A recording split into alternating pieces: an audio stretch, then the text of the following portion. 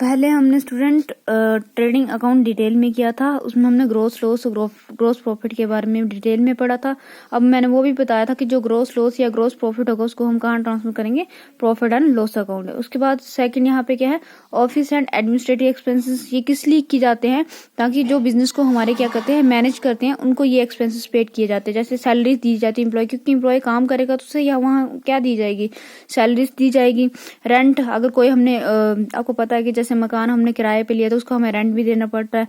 उसके बाद स्टेशनरी होगी, प्रिंटिंग हो गया, ट्रेड एक्सपेंसेस, ऑडिट फीस, क्योंकि जो बंदा चेक करने आएगा हमारी कंपनी को उसको भी तो कुछ ना कुछ तो फीस तो देनी पड़ेगी ना, है ना। उसके बाद हम बात करते हैं selling and distribution expenses. Selling and distribution expenses क्यों किए जाते हैं, अपनी सेल्स को बढ़ाने के लिए। डिस्ट्रीब्यूशन मतलब हमने गुड्स एक जगह से दूसरी जगह लेके जानी है, तो उसके लिए हमें क्या करने पड़ते हैं, एक्सपेंसेस। और वो एक्सपेंसेस जो हमें जब पेड करते हैं, है ना, तो वो किस लिए पेड करते हैं, ताकि हमारी जो सेलिंग है वो इंक्रीज हो, है ना। और सेलिंग को हम कैसे बढ़ा सकते हैं, थ्रू एडवर्टाइजमेंट के थ्रू भी हम अपनी सेलिंग को इंक्रीज कर सकते हैं ना।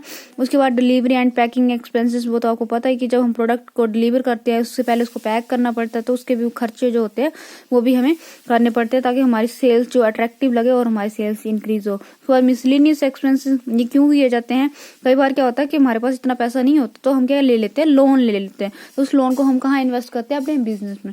फिर कुछ एक केस में हम डिस्काउंट भी अलाउड कर देते हैं। फिर रिपेयर्स, अगर कोई मशीन खरीदी है तो उसको रिपेयरमेंट की भी जरूरत है ना।